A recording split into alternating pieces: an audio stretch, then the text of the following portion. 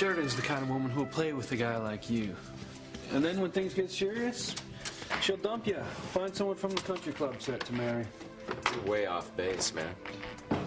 Thank you, Hank.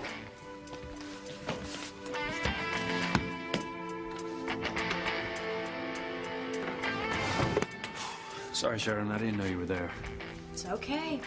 It's not like you've kept your feelings about my family a secret. Yeah, but still, if I was out of line, I'd... No, don't be silly. Because now I'm at liberty to let my feelings be known. Especially the ones that I have about you. Save yourself the trouble, Sheridan. I already know how you feel about me. You don't even have a clue. Oh. Well, let me give it a shot. You think I'm stubborn? You're narrow-minded. You wouldn't even know how to listen to someone else's point of view if your life depended on it. I just know when I'm right. Oh, he's impossible. Has he always been like this? I'm taking the 5th year. Hey, I don't mean to insult you, Sheridan. Here we go again. Look, you're the one who wanted to put things on the table. I was just saying to Hank that people like the Cranes and normal people can't cut it together. Oh, normal people? Just because I come from a family with money means I'm not normal? You're twisting my words here. No, you cannot squirm your way out of this one, Luis. I'm just saying.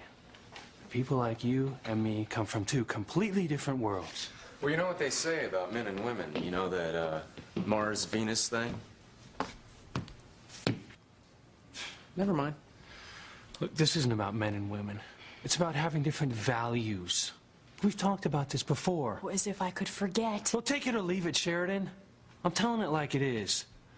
Look, if you were to marry some poor Tom, Dick, or Harry who didn't have his own trust fund, you know what they'd call him? Lucky dog. Sure, they would all smile and say nice things to your face at the wedding, but as soon as your backs were turned, they would whisper that he was a kept man, a user, a gigolo. They'd all feel sorry for you, and they would never respect that guy. I just want you to know that Luis speaks for himself. I mean, I, on the other hand, would have no problem with such an arrangement. What? I'm just calling for some levity. Okay, you know, you guys are already having too much fun. It's not a one-way street either. You couldn't live in my world any more than I could live in yours. You know, you are the most pathetic, boorish excuse for a public servant that I've ever seen. Oh, and if anyone would know anything about servants, public or otherwise... How dare you even pretend to think you know anything about what wealthy people are like? I got eyes. You've also got a hell of a lot of nerve. You know, the wealthy people of this community have contributed a great deal. Hospitals, universities, theaters, museums, libraries. You left out the ballet. What are you talking about?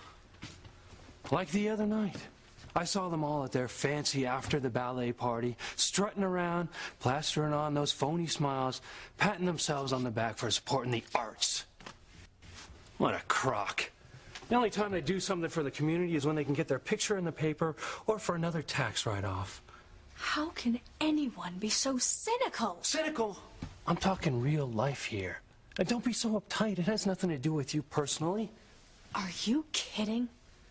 All of this has everything to do with me. When you attack the Cranes, you attack my family, you attack me. I mean, isn't that what all of this is about, Luis? How much you detest and despise me? You think I'm just like one of those people that you described. Some flighty, airheaded heiress who doesn't have an ounce of conscience or moral responsibility or a heart or anything else being worthwhile, don't you? They're your words, not mine. But if they fit... I feel really sorry for you, Luis. Life must be pretty boring when you already know everything there is to know. Don't worry about me. Oh, I won't.